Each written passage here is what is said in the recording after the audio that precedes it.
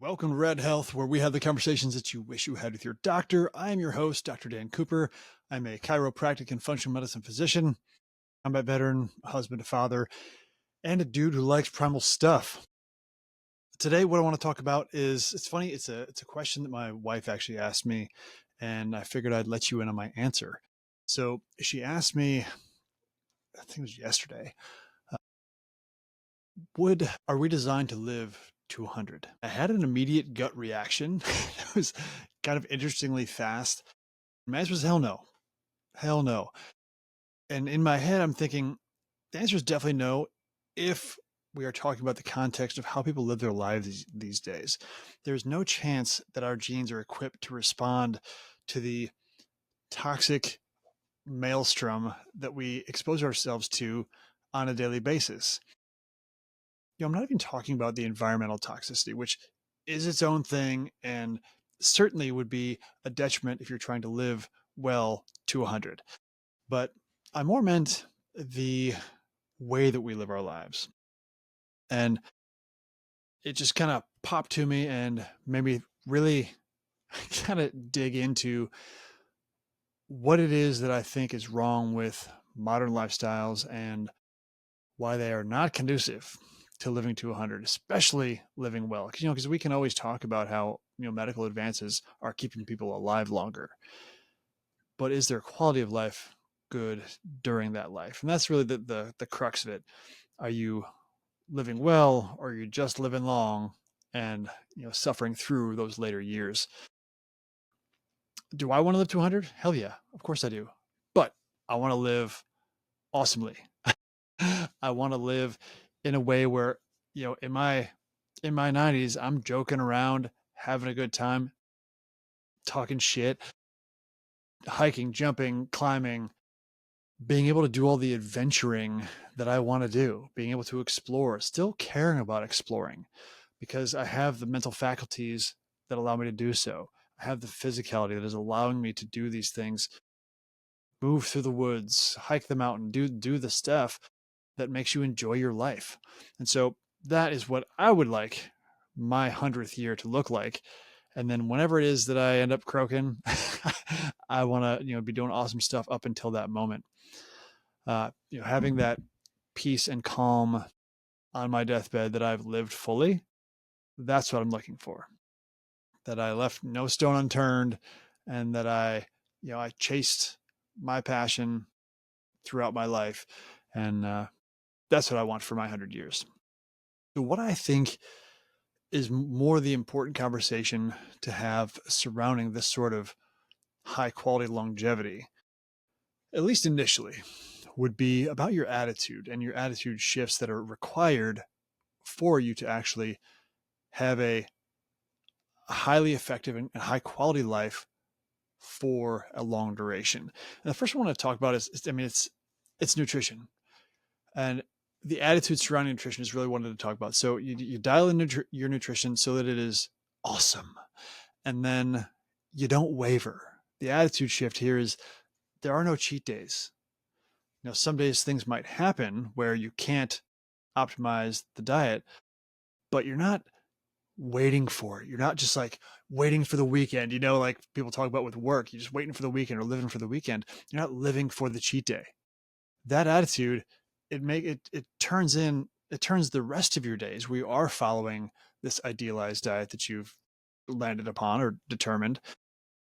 It makes it feel like that is somehow a punishment, and you're just living for that period of time where you get to not do the structured, torturous thing, and that sucks. And it doesn't have to be true. I found a high degree of nutrition around 2000, and I was so excited about it because I was learning about all these different foods that had very specific like biochemical qualities and how they interact with the body. And I wanted to know how I could incorporate it into my diet. Everything I would learn, I was excited about how I could then find a way to bring that into my diet and have it taste good, be, manageable and easy to do, as opposed to, well, I'll do this for a while and then I'll do whatever thing is, health terrible, and I'll be looking forward to that. Very different attitudes. The attitude of excitement toward how can I add in this next best thing whenever you're continually learning? That's a better attitude toward nutrition than having cheat days that you look forward to. Another one is in this one, hopefully it's obvious. You got to make fitness a non-negotiable. This concept that I'm going to mention, it goes for all of these attitude shifts that I'm going to talk about, but consistency is so important. The things that you do on a regular basis is what you turn into, whether you're talking about emotional patterns, nutritional inputs, or physical stresses you place in the body. Those adaptations that occur to those physical stresses are what you become. If the physical stresses that are placed in your body are you slumped, sitting in the couch, watching whatever the hell you're watching on TV, then that's what you become. If you move heavy things, you run, you jump, you play, you dance, you do fun shit all the time, your body adapts so that it can do that. And that's what you become. You become a fun person who's doing cool stuff all the time and can do cool stuff all the time because you've given this impetus to your body to adapt to become able to do those things. And then you can just do them easier throughout your life as long as you remain consistent with doing them. Optimize your recovery and your self-care routine. So when we talk about optimizing fitness, fitness is a stimulus. So when you're working out, doing whatever physical activity you're doing, that's a stimulus to your body to do something. Now with movement, there's a lot of things you can talk about with movement. There's brain stimulus happening. There's physiological stimulus happening to the muscle cells, to the tendons, to the ligaments, to joint structures inside the joint. All kinds of stresses are being placed upon the body. And then they all individually adapt to whatever their needs are to contribute to that activity. And when your fitness is in a place where you have regular demands that have kind of pushed to a point of needing help, so you kind of push yourself past what you can do easily, your body's got to adapt to it. And the recovery is where you actually adapt. The fitness and the exercise is the ask. The adaptation is the recovery. So I'm not going to get into the biohacking stuff, advanced therapies, things like that to accelerate recovery and tissue healing, stuff like that, because they're definitely out there and they're awesome to use if you're doing these other things as well. So getting the base lifestyle down is really, really important when you're talking about any of these lifestyle changes, because if you try and just do the coolest biohack thing, but you're not doing the base lifestyle that would support that biohack, then you're wasting your time and money.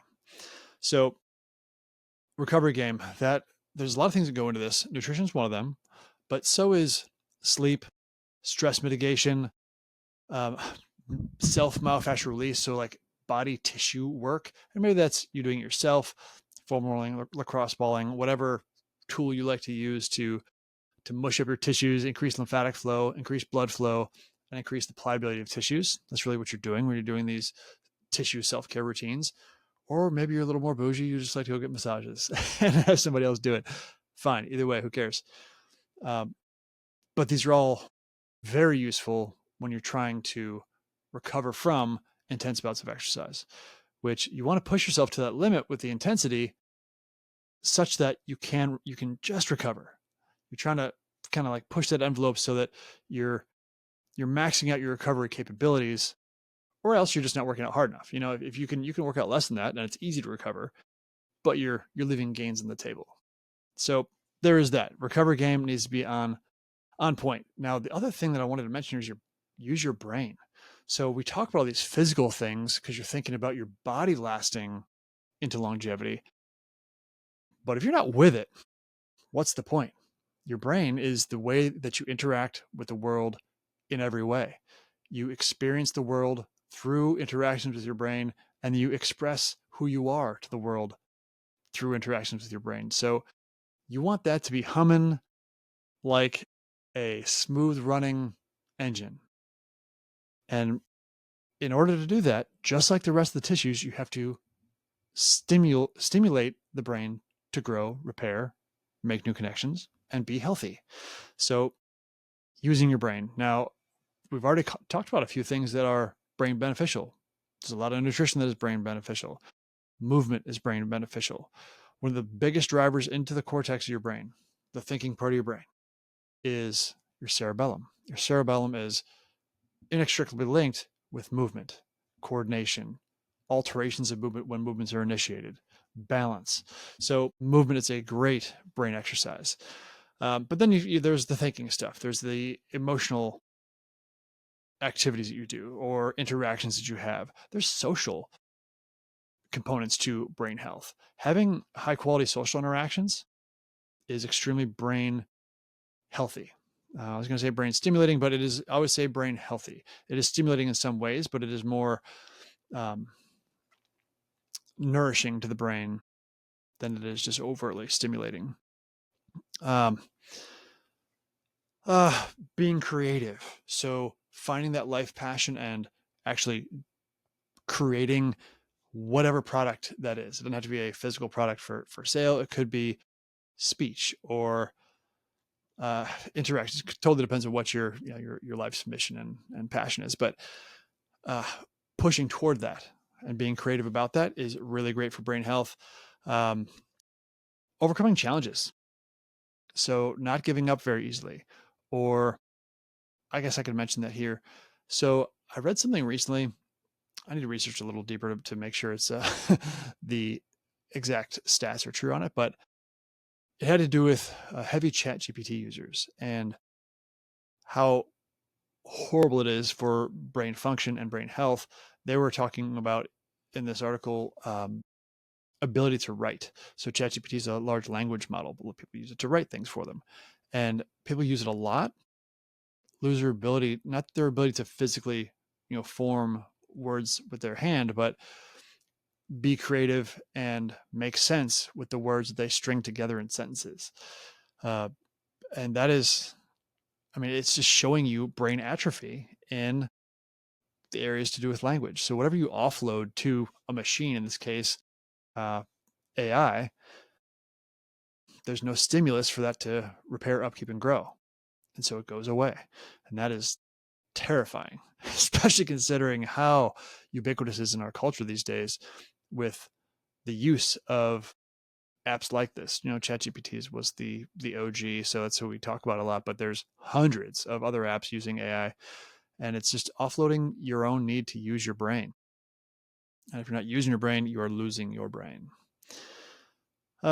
Learning new things. Now that could be physical things. It could be learning languages. It could be, an instrument or whatever the case may be. And you know what is interesting? Also visiting new places. So when you visit a new place, the entire map is new. So your ability to, navigate around a new place, that is something you have to learn. So that's that is a new environment, and that suffices for learning new things also. So however you want to, harness that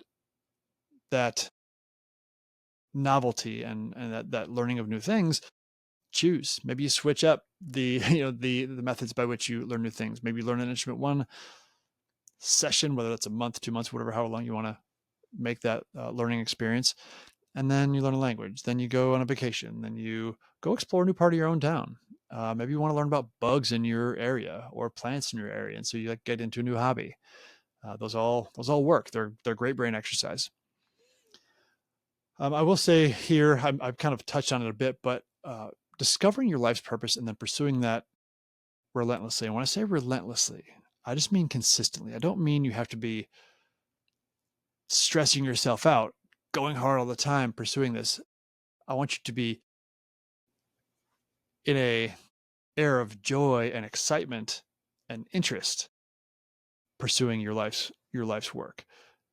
That is something that will carry you into whatever age you live to, and have purpose in your life. Purpose it's just underrated. It's not talked about as much as I feel like it should be. Having purpose makes you want to live. And that feeling is one of those things that can keep you going, for lack of a better term, just keep you going and keep you going well. It's not just like, propping you up, but it keeps you going with, zest and zeal in your life as you go forward. And cultivating social relationships, having people who care about you and you care about them and what happens in their lives, and they care about what happens in your life, and they have a genuine concern for your health and safety and well-being, it is so nurturing to the soul and to cognitive function. People who have intimate social groups have much better scores in cognitive function as they age. That has been well established over many decades at this point. So having a bunch of kick-ass friends, and you hear this thing where you are the five people that you're around most often, or whatever number they choose. I've heard people say 8 people, whatever the case may be, but you start to adapt and adopt who you are based on who you're around most often. I think that is true to some degree, but I think also it either stretches you or it doesn't. It either pushes you to be better or it doesn't, or it pushes you to be worse. You can sink to the level of the people around you as well, and that is one of the reasons that it's great to be around people who are for your growth. And if you can be around people who are emulating what you would like to be, that's wonderful. If you're around people who love and care about you, that is wonderful for brain health, as well as just your life is more fun. So cultivating these social circles that are very socially nourishing. If you have a job that you don't like, because in that, as I talked about the pursuing your life's purpose, does that need to be your career?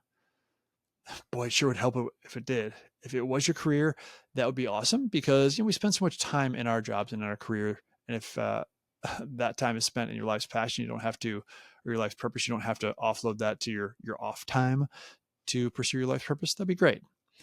But if you have a job that it's good enough, and your life's purpose necessarily isn't that, but you can, on your off time, you can pursue that life's purpose, and it works in your life. The social circle that is the work environment is also important, because it does take up a lot of your time, and your experience of life is spent at work a lot. And so either repairing relationships that are rocky, or if they're just, ho hum, what do people say, vanilla toast relationships, or milk toast. I think that's the milk toast. That's a weird ass term. If that's the kind of relationships that are at work, they're just whatever. They're just regular, normal relationships. They're not good. They're not bad. Maybe you can make them better. Maybe you can ask about somebody at work and develop a better relationship, so that you have a more nourishing circle at work. That's worth doing. And so that's what I want to talk about today, was just the attitude shifts that are the base stuff that needs to come before all the sexy biohacking techniques and gadgets. If you get this down, you will watch your life turn around as in a way that you wouldn't even recognize your life, especially if you aren't doing these things. If you aren't doing these things, and what I put in here, 6 things. So if you can do these 6 things, put a little time and effort into them, so you're locked into them and doing a good job with them, in a short period of time, you won't even recognize your life anymore, and in a good way, because you will now be seeing the life that you've created based on what you want it to be, not just what it happens to be. And that is an awesome thing to do for your life. If you have found this interesting, thank you so much. If you know somebody who you think would be benefited by these sort of conversations, and in this case, these thought-provoking questions, and send them the podcast. If you're not subscribed already, please do subscribe. And in the meantime, have a wonderful rest of your day, and I will see you in the next episode.